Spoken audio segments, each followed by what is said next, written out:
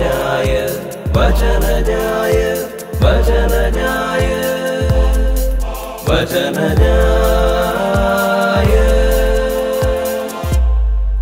പ്രിയമുള്ളവരെ, ആണ്ടുവട്ടത്തിലെ 16-ാം ഞായറാഴ്ച ലൂക്കായുടെ സുവിശേഷം 10-ാം അധ്യായം 38 മുതൽ 42 വരെയുള്ള വാക്യങ്ങളിൽ യേശു ലാസറിൻ്റെയും മർത്തയുടെയും മറിയത്തിൻ്റെയും ഭവനത്തിൽ സന്ദർശിക്കുന്ന വിവരണമാണ്.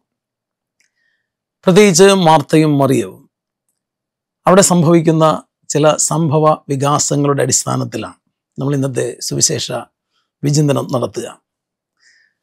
യേശു അവിടെ പ്രവേശിച്ചു കഴിഞ്ഞപ്പോൾ മാർത്ത അടുക്കളയിൽ യേശുവിനെ ശുശ്രൂഷിക്കുന്നതിനെ സംബന്ധിക്കുന്ന ജോലിയിൽ വ്യാപൃതയാണ്.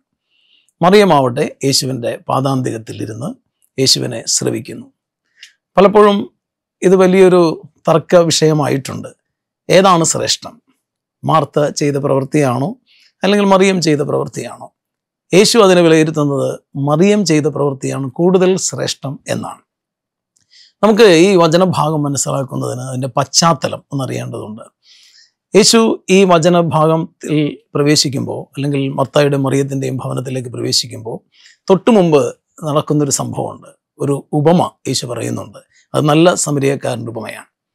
ആ നല്ല സമരിയക്കാരൻ്റെ ഉപമയിൽ നമുക്കറിയാം, ഒരു പുരോഹിതൻ ആദ്യം കടന്നു വരുന്നു. അയാൾ വഴിയിൽ കിടക്കുന്ന മനുഷ്യനെ ശ്രദ്ധിക്കുന്നില്ല. രണ്ടാമതൊരു ലേവായൻ കടന്നു വരുന്നു. അയാളും വഴിയിൽ കിടക്കുന്ന മനുഷ്യനെ മാനിക്കുന്നില്ല. മൂന്നാമത് കടന്നു പോകുന്ന സമരിയക്കാരൻ, അയാളാണ് വഴിയിൽ കിടക്കുന്ന മൃതപ്രാണനായ ആ മനുഷ്യനെ ശ്രദ്ധിക്കുന്നതും അയാളെ ശുശ്രൂഷിക്കുന്നതും. ആ ഒരു പശ്ചാത്തലത്തിൽ ചിലപ്പോൾ യേശു ഒരു സാമൂഹ്യ വിപ്ലവകാരിയാണ്. പുരോഹിതന്മാർ അർപ്പിക്കുന്ന ബലിയിലല്ല നിത്യജീവൻ്റെ മാർഗം, അല്ലെങ്കിൽ ലേവായൻ പാലിക്കുന്ന നിയമത്തിലല്ല നിത്യജീവൻ്റെ മാർഗം, മറിച്ച് സമരിയക്കാരനെ പോലെ മറ്റുള്ളവരെ കുറിച്ചുള്ള കരുതലും സ്നേഹമുള്ളവർക്കാണ് നിത്യജീവൻ്റെ മാർഗം എന്ന് വ്യാഖ്യാനിക്കുമ്പോൾ ചിലർ അതിനെ കാണുന്നത് യേശു പൗരോഹിത്യത്തിനെതിരാണ്, നിയമങ്ങൾക്കെതിരാണ്. മറിച്ച് ഒരു സാമൂഹ്യ വിപ്ലവകാരി ആയിരുന്നു യേശു. അതുകൊണ്ട് യേശു മനുഷ്യർക്ക് മറ്റുള്ളവരെ കുറിച്ച് കരുതലാണ് ഏറ്റവും പ്രധാനം എന്ന രീതിയിൽ അതിനെ ദുർവ്യാഖ്യാനം ചെയ്യാറുണ്ട്. ഒരിക്കലും യേശു പുരോഹിതൻ ചെയ്ത വഴി തെറ്റാണ് എന്നല്ല പറഞ്ഞത്, ലേവായൻ ചെയ്ത വഴിയും തെറ്റാണ് എന്നല്ല പറഞ്ഞത്. മറിച്ച് പുരോഹിതൻ ചെയ്യേണ്ടിയിരുന്നൊരു കാര്യം കൂടി ഉണ്ടായിരുന്നു. ബലിയർപ്പണത്തോടൊപ്പം അയാൾ വഴിയിൽ കിടക്കുന്ന മനുഷ്യനെ ശുശ്രൂഷിക്കുക കൂടി ചെയ്യുമ്പോഴാണ് അത് പൂർത്തിയാവുക, ബലി പൂർത്തിയാവുക. ലേവായൻ നിയമം പാലിക്കുന്നതോടൊപ്പം ആ നിയമപാലനത്തിൻ്റെ തുല്യമായിട്ട് അത് പ്രാവർത്തികമാക്കി മാറ്റുമ്പോഴാണ് അത് പൂർത്തിയാവുക. അപ്പോൾ ആ ഒരു രീതിയിൽ സ്നേഹം ഇല്ലാത്ത ബലിയോ സ്നേഹമില്ലാത്ത നിയമപാലനമോ അർത്ഥമില്ല എന്നാണ് ആ വചനഭാഗത്തിലൂടെ മനസ്സിലാക്കുക. അതിനുള്ളൊരു വ്യാഖ്യാനമായിട്ട് കൂടി വേണം മർത്ത മറിയം സംഭവത്തെ നമ്മൾ കാണാൻ. പ്രത്യേകിച്ച് യേശുവിൻ്റെ പാദാന്തികത്തിൽ ഇരിക്കുന്നത് മറിയമാണ്. മറിയം ചെയ്ത കാര്യം കൂടുതൽ ശ്രേഷ്ഠം എന്ന് യേശു പറയുന്നതിൻ്റെ കാരണം എന്താണ്? നമുക്കറിയാം, ഈ യേശു തൻ്റെ ശിഷ്യന്മാരെ വിളിച്ചത് കൂടെ ഇരിക്കാനാണ്, അവനോടൊപ്പമായിരിക്കാൻ. അങ്ങനെ പറയാം, 12 പേരെ അടുത്ത് വിളിക്കുമ്പോൾ അവനോടൊപ്പമായിരിക്കാനും രോഗികളെ ശുശ്രൂഷിക്കാനും സുഖപ്പെടുത്താനും ആ രീതിയിലാണ് പറയുക. അപ്പോൾ അവനോടൊപ്പമായിരിക്കുക എന്ന് പറയുന്നത് വളരെ പ്രധാനപ്പെട്ട കാര്യമാണ്. അതിനാണ് നമ്മളെപ്പോഴും കാണേണ്ടത്. ഫ്രാൻസിസ് പാപ്പ പറയുന്നൊരു വാക്കുണ്ട്. അത് ശരിക്കും റദം തോരിസ് മിസിയോയിൽ ജോൺ പോൾ രണ്ടാമൻ പാപ്പയാണ് ആദ്യമായിട്ട് ഉപയോഗിക്കുക. മിഷണറി ഡിസൈപ്പിൾ എന്ന് പറയും, പ്രേക്ഷിത ശിഷ്യൻ. അത് പിന്നീട് ബെനഡിക്റ്റ് 16-ാമൻ പാപ്പയുടെ പ്രബോധനങ്ങളിലും ഏറ്റവും കൂടുതൽ ആ വാക്ക് ജനകീയമാക്കിയത് ഫ്രാൻസിസ് പാപ്പയാണ്. Missionary disciple or missionary discipleship എന്ന് പറയും, പ്രേക്ഷിത ശിഷ്യത്വം എന്ന് പറയുമ്പോൾ യേശു തൻ്റെ അപ്പോസ്തലന്മാരെ വിളിച്ചിട്ട് 3 വർഷം അവരെ കൂടെ ഇരുത്തിയതിന് ശേഷം മാത്രമാണ് സുവിശേഷ വേലയ്ക്കായിട്ട് വിട്ടത്. യേശുവിനോടൊപ്പം ആയിരുന്ന ആ സമയം വളരെ പ്രധാനപ്പെട്ടതാണ്. വാസ്തവത്തിൽ അതാണ് ശിഷ്യത്വത്തിൻ്റെ വഴി ആയിട്ട് നമ്മൾ കാണേണ്ടത്. യേശുവിൻ്റെ ആവാൻ വേണ്ടി 3 വർഷം യേശു കൂടെ ഇരിക്കാൻ അവരെ അനുവദിക്കുന്നു, കൂടെ നടക്കാനും അവനോടൊപ്പം ആയിരിക്കാൻ അനുവദിക്കുന്നു. യേശു പറഞ്ഞ കാര്യങ്ങൾ അവർ കേട്ടു, യേശു ചെയ്ത കാര്യങ്ങൾ അവർ കണ്ടു, യേശുവിനെ അവർ ശരിക്കും തിരിച്ചറിഞ്ഞു, യേശുവിനെ അവർ അനുഭവിച്ചറിഞ്ഞു. ഇതിന് ശേഷമാണ് യേശു ഒടുവിലാണ് അവരോട് സുവിശേഷ വേലയ്ക്കായിട്ട് പോകാൻ പറയുക, മിഷനായിട്ട് പോകാൻ പറയുക. എന്ന് പറഞ്ഞാൽ ആദ്യത്തെ ഒരു 3 വർഷക്കാലം അവരെ സംബന്ധിച്ച് ശിഷ്യത്വം എന്ന് പഠിക്കുകയായിരുന്നു, ശിഷ്യനാവുകയായിരുന്നു. ശിഷ്യനായതിനു ശേഷമാണ് പ്രേക്ഷിത പ്രവർത്തനത്തിനായിട്ട് വിട്ടത്. അതാണ് പ്രേക്ഷിത ശിഷ്യൻ എന്ന് പറയുമ്പോൾ ആദ്യം പ്രേക്ഷിത പ്രവർത്തനം ചെയ്യുകയല്ല, മറിച്ച് യേശുവിനെ ആവാഹിക്കുകയാണ്, യേശുവിനെ സ്വന്തമാക്കുകയാണ്. ഒരു വിധത്തിൽ ഈ 3 വർഷക്കാലം ശിഷ്യന്മാർ പഠിച്ചത് ബലിയാകാനാണ്. എന്താണ് ബലി? എങ്ങനെയാണ് യേശുവിൻ്റെ പാത പിന്തുടരേണ്ടത്, കുരിശ് വഹിച്ച് പിന്നാലെ പോവുക എന്ന് പറഞ്ഞാൽ എന്താണ് അർത്ഥം, ഇതാണ് അവർ സ്വായത്തമാക്കിയത്. ആ ഒരു 3 വർഷക്കാലത്തിന് ശേഷം യേശു ആദ്യം പറയുന്നുണ്ട് ജെറൂസലേം വിട്ട് നിങ്ങൾ പോകരുത്.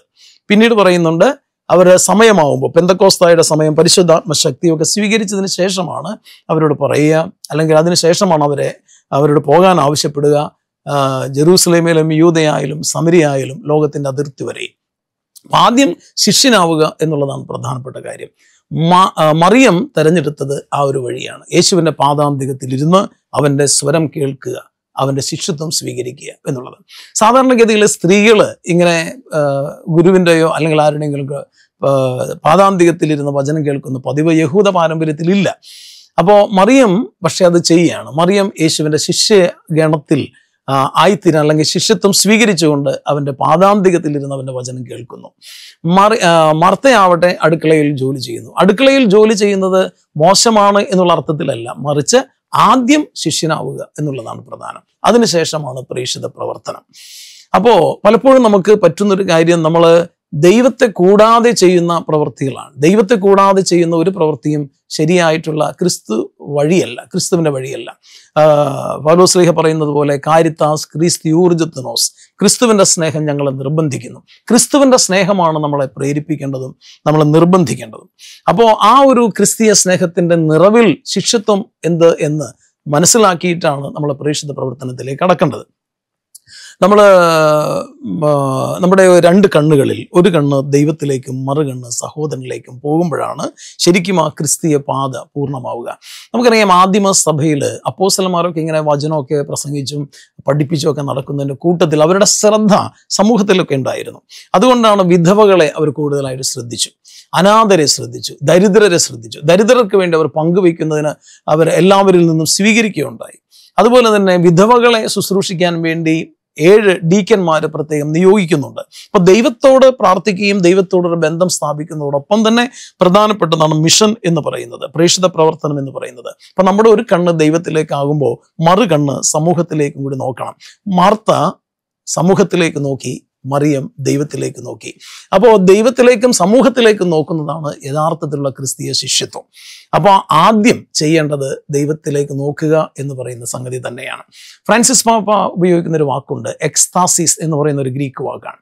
അത് ഫ്രത്തെല്ലി തൂത്തി എന്ന് പറയുന്ന ഏവരും സഹോദരർ എന്ന് പറയുന്ന അദ്ദേഹത്തിൻ്റെ എൻസൈക്ലിക്കലിലാണ് അത് ഉപയോഗിച്ചിട്ടുള്ളത്.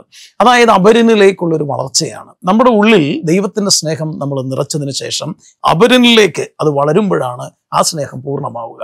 അതുകൊണ്ട് പ്രിയപ്പെട്ടവരെ, നമുക്ക് മർത്ത പഠിപ്പിക്കുന്ന പാഠവും മറിയം പഠിപ്പിക്കുന്ന പാഠവും പ്രധാനപ്പെട്ടതാണ്. എന്നാൽ മറിയത്തിൻ്റെ പാഠം കൂടുതൽ പ്രധാനപ്പെട്ടതായി തീരുന്നത് യേശുവിൽ നിന്ന് ആവാഹിച്ചതിന് ശേഷമാണ് നമ്മൾ പങ്കുവയ്ക്കാൻ പഠിക്കേണ്ടത്. ക്രിസ്തു സ്നേഹമില്ലാതെ പങ്കുവയ്ക്കുന്നതിൽ അർത്ഥമില്ല.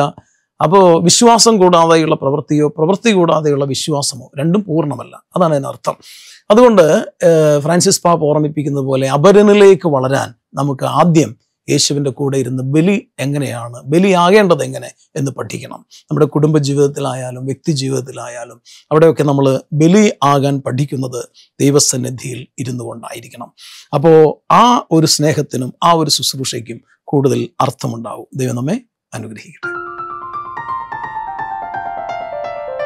വചനജായ വചനജായ വചനജായ വചനജായ